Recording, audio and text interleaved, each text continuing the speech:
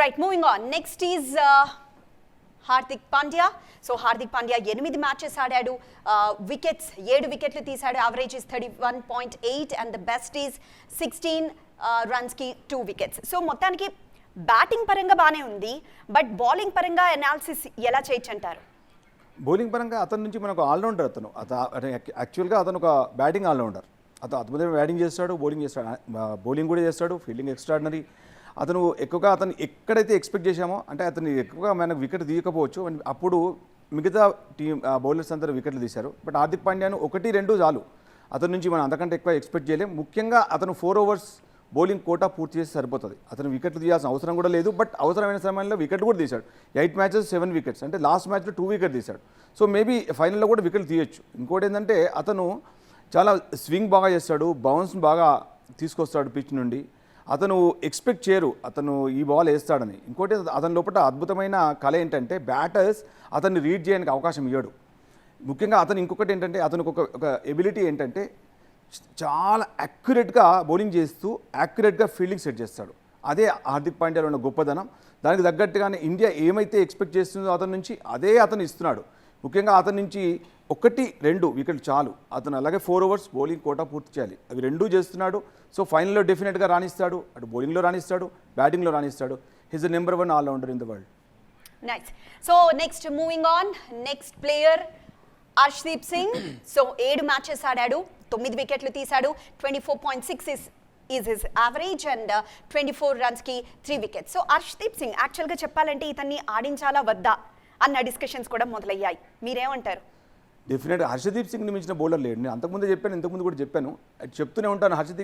Harshdeep Singh is number 1 bowler. Bumrah తర్వాత ఎలాంటిది మీరు లాస్ట్ 2024 వరల్డ్ కప్ తీసుకోండి ఎగ్జాంపుల్.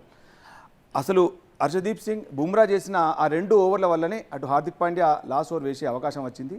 సో ఆ మ్యాచ్ గెలిచాం. హర్షదీప్ సింగ్ లాంటి బౌలర్ మనకు చూడడు. 1-2 మ్యాచ్ ఎవరైనా ఫెయిల్ అవుతారు. అసలు Harshdeep Singh even world number 1 bowler ఉండే. అలాంటి ర్యాంకింగ్ బౌలర్ ఎందుకున్నాడు? ర్యాంకింగ్ బౌలర్ అంటే అతను అద్భుతంగా పర్ఫామ్ చేశాడు. సో అతను ఇప్పుడు పర్ఫామ్ చేస్తూనే ఉన్నాడు 1-2 మ్యాచ్లు. ఇంకోటి ఏంటంటే ఇప్పుడు సడన్గా తీసుకొచ్చి సిరాజుద్దీన్ ఆడించలేం. ఎందుకంటే ఒకవేళ సిరాజుద్దీన్ ఫెయిల్ అయితే ఈ మ్యాచ్లో సిరాజుద్దీన్ ఎందుకు ఆడించారంటారు. సో ఏ విధంగా చూసినా హర్షదీప్ సింగ్ డెఫినెట్గా వరల్డ్ కప్ ఫైనల్లో రాణిస్తాడు. మనం అనుకున్న దానికంటే ఎక్కువ రాణిస్తాడు, వికెట్లు కూడా తీస్తాడు. ముఖ్యంగా అతను వేసే యార్కర్స్ కానీ, అతను వేసే స్లో బౌన్సర్స్ కానీ, అతని దగ్గర ఉన్న వేరియేషన్స్ ఈవెన్ బుమ్రా దగ్గర మేబీ కొన్ని ఉండొచ్చు, కొన్ని ఉండకపోవచ్చు, but bowl almost same. Right hand bowler Bumrah, left hand bowler. But still Siraj తో రీప్లేస్ చేయొచ్చు అంటున్నారు. లైక్ సిరాజ్ ని ఆడించొచ్చు అతని ప్లేస్ లో అని అంటున్నారు.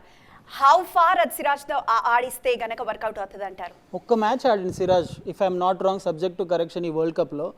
అప్పుడు ఫస్ట్ లీగ్ మ్యాచ్లో ఆడిన తర్వాత ఇప్పుడు సడన్గా వచ్చి వరల్డ్ కప్ ఫైనల్లో ఆడాలంటే కష్టం. So I don't think there will be any change. ఆ ఒక్క చేంజ్ అనుకుంటున్నాం, ఆ ఒక్క చేంజ్ కూడా ఉండదు. హర్షదీప్ సింగ్ ఉంటాడు, బుమ్రా ఉంటాడు, హార్దిక్ ఉంటాడు, ఎవ్రీబడి విల్ ప్లే. ఒక్కవేళ చేంజ్ ఏమైనా చేస్తే వరుణ్ ప్లేస్లో కుల్దీప్ యాదవ్ వస్తాడు. అది కూడా జరగకపోవచ్చు 99.9%. I think is fine. First bowler ఇండియాకి 100 వికెట్స్ తీసిన T20 ఫార్మాట్లో హర్షదీప్ సింగ్.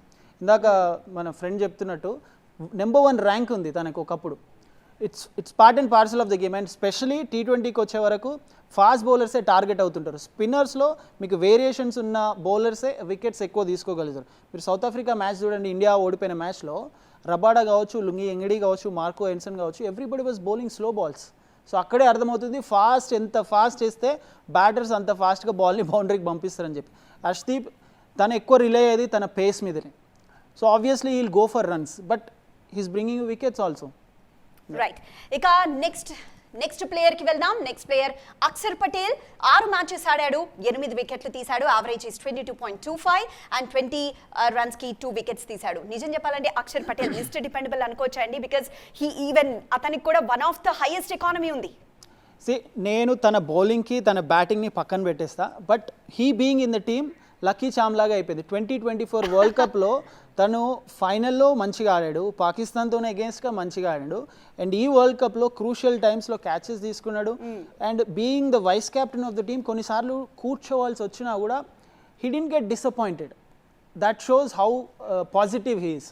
సో మీకు ఎప్పుడు కూడా ఒక టీమ్ స్పోర్ట్లో ప్రతి ఒక్క ప్లేయర్ పాజిటివ్గా ఉంటేనే టీమ్ అట్మాస్ఫియర్ పాజిటివ్గా ఉంటుంది. అండ్ మొన్న తను తీసుకున్న తీసుకునే 2 క్యాచ్లు ఒకటే తన పేరు మీద వస్తుంది, because the other one was relay catch between him and Shivam Dube. But అక్కడ ఆ క్యాచ్ కనుక తీసుకోకుండా ఉంటే, ఆ క్యాచ్ డ్రాప్ అయి ఉంటే, విల్ జాక్స్ కనుక ఆడి ఉంటే, you never know, England would have chased. So I think he is doing absolutely fantastic. Axar Patel చాలా రిలయబుల్ ఆల్రౌండర్. తను టాప్ ఆర్డర్లో ఆడగలడు, మిడ్ ఆర్డర్లో ఆడగలడు, ఫినిషర్గా ఆడగలడు, కొత్త బాల్తో బౌలింగ్ చేయగలడు, మిడిల్ ఓవర్స్లో బౌలింగ్ చేయగలడు. So is giving you everything what a team wants. So I will give 100 marks for him. So ఇక next player Kuldeep Yadav. ఒకే ఒక మ్యాచ్ ఆడాడు, ఒకే ఒక వికెట్ తీశాడు. Average is 14 and the best is 14 రన్స్కి 1 wicket. So అతను అంటే ఒకటే ఒక మ్యాచ్ ఆడాడు కాబట్టి మరి ఇప్పుడు ఫైనల్లో మ్యాచ్ ఆడతాడా? డెఫినెట్గా ఆడాలి. అంటే క్రికెట్ అంటే ఆ విశ్లేషకునిగా నేను చెప్తా, ఎందుకంటే హీస్ ఏ ఛాంపియన్ బౌలర్. యాక్చువల్గా అతనికి ఎక్కువ అవకాశాలు మనం ఇవ్వలేదు. అతనికి ఇచ్చినప్పుడల్లా పాపం మెడ మీద కత్తి పెట్టి ఆడిచ్చారు అతన్ని, సంజు శాంసన్ని కూడా. ఈ ఇద్దరిని కూడా ఎన్నిసార్లు మ్యాచ్ ఒక ఈవెన్ లాస్ట్ మ్యాచ్లో మ్యాన్ ఆఫ్ ది మ్యాచ్ వచ్చినా నెక్స్ట్ మ్యాచ్లో ఉంటారా లేదా తెలియని ప్లేయర్లు ఎవరైనా ఉన్నారంటే ముఖ్యంగా వాళ్ళు కుల్దీప్ యాదవ్, సంజు శాంసన్. కుల్దీప్ యాదవ్ అద్భుతంగా బౌలింగ్ చేశాడు. లాస్ట్ మ్యాచ్లో కూడా మీరు చూశారు, ఒక 14 రన్స్ ఇచ్చి ఒక వికెట్ తీశాడు పాకిస్తాన్ తోటి. సో అద్భుతంగా బౌలింగ్ చేశాడు. సో ఇది శ్రీలంకలో జరిగింది, కొలంబోలో. సో ఈ మ్యాచ్లో కూడా అద్భుతంగా బౌలింగ్ చేశాడు. ముఖ్యంగా అతను ఫ్లైట్ను అతను వేరియేషన్స్ మార్చాడు. చాలా వేరియేషన్స్ ఉంటాయి, టూ గుడ్ బౌలింగ్ ఉంటుంది. ఇంకోటి ఏంటంటే బ్యాటర్స్ అతన్ని అర్థం చేసుకునే స్థాయిలోనే అతను బ్యాటర్స్ను బోల్తా కొట్టిస్తాడు. ముఖ్యంగా మీకు గమ్మత్ ఏంటంటే లాస్ట్ మ్యాచ్ అంటే మన ఛాంపియన్స్ ట్రోఫీలో మనం ఎప్పుడైతే మనం వికెట్ కావాలనుకున్నాం, అది కూడా రచిన్ రవీంద్ర వికెట్ కావాలనుకున్నాం, కుల్దీప్ యాదవ్ తన అద్భుతమైన డెలివరీతోని మన రచిన్ రవీంద్రని అవుట్ చేసి సో మ్యాచ్ గెలిపించే వికెట్ తీశాడు. So Kuldeep Yadav is my choice, is Kuldeep Yadav. Varun Chakravarthy place లోపల కుల్దీప్ యాదవ్ కంపల్సరీ ఆడాలి. ముఖ్యంగా అహ్మదాబాద్ లోపల కుల్దీప్ యాదవ్ ఆడించే అవకాశాలు ఎక్కువగా ఉన్నాయి.